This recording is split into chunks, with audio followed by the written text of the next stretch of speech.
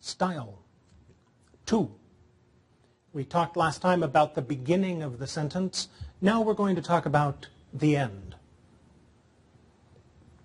The end of the sentence is another important position because it gives people the takeaway point. If the beginning of the sentence tells them the main character and the main action, the end of the sentence tells them what this has all been leading up to. It gives them the bottom line. It gives them the point. It helps them remember what you want them to remember. It's what you emphasize. Which sentence would you rather hear describing your new roommate? He's rather strange, but people like him. Or people like him, but he's rather strange. What's the takeaway? In the first version, it's a story about a likable person. The second version is about a strange person, and the fact that he's likable is background information. Which sentence would you rather hear from your boss? You deserve a raise, but times are hard. Or, times are hard, but you deserve a raise. The first sentence, fun fact, you're nice and deserving, but bottom line, times are hard. Second version, you're getting the raise. Which sentence, frankly, is more likely to sell you lawn fertilizer? Although the blades of grass will brown and die, the roots will remain alive and capable of regenerating the plant when moisture returns. Or, the roots will remain alive and capable of regenerating the plant when moisture returns, though the blades of grass will brown and die. The second version is a story about death. The first version is a story of resurrection, regeneration, new life. Which one do you want?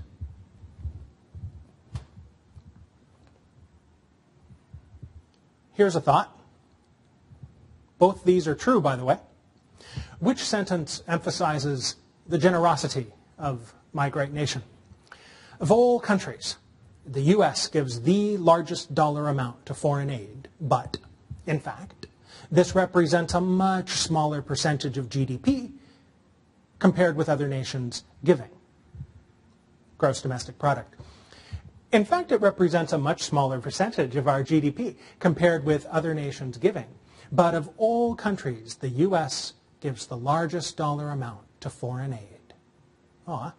If you got a check, it likely came from us. Right? First version is about stinginess. The second version is about generosity. They're the same words. They're in a different order. Order matters. Put the point of emphasis at the end, please. So we can do this. We can run this algorithm. When we're looking at something we've written and want to revise it and make it better, we can take out any unnecessary words. Of course, that goes without saying, right? Except it's an important process to go through each and every time. And then reword the sentences to emphasize each main point. Change as much as you want, but don't repeat yourself needlessly.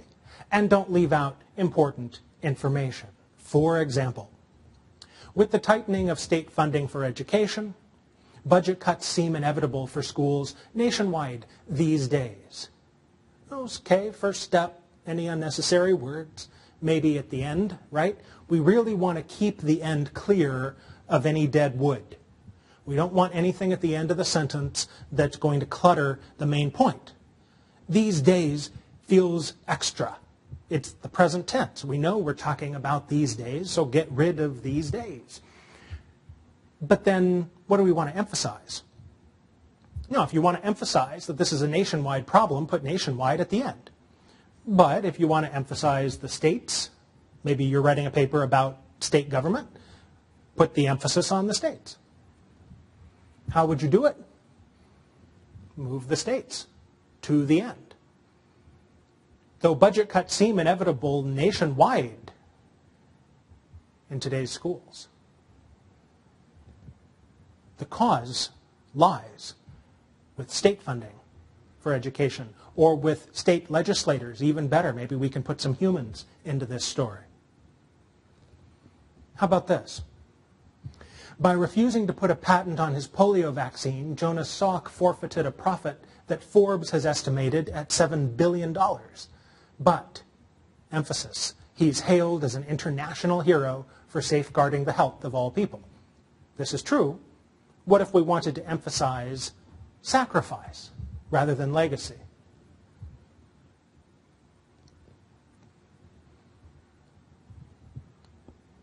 See the difference? Forfeit becomes important. He had forfeited a profit, now estimated at $7 billion, the end. Everything else becomes background when you move that information to the takeaway point at the end of the sentence, that position of emphasis. So let's do some hard examples. There's a couple things going on here. We said that the beginning of the sentence has to have the main subject and a verb. First 5 words have to have the main subject and a verb. The end of the sentence should have a key takeaway point. So let's look at the very difficult number 1 here. You'll notice how they got tied up in knots. It doesn't have what they call parallel structure. Constant usage of technology became one of the possible causes of having lack of concentration, inadequate social communication skills, and lessens the pure nature of a child. Whoa. We don't get the main character till the last word. It turns out this is a sentence about children. So first thing, we need to move children to the front of the sentence, and then talk about how they overuse technology and the consequences of that if they do. They might lose their ability to concentrate, communicate, and enjoy childhood. The increase in children's exposure to advertising at such a young age increases their susceptibility to being targeted by them. Now, susceptibility is a nice big word. Somebody was trying to sound smart. They had to learn that word for the SAT, and by God, they were going to use it in a paper. But what if we were trying to communicate something that mattered, and we were trying to be clear? We'd probably reword that sentence.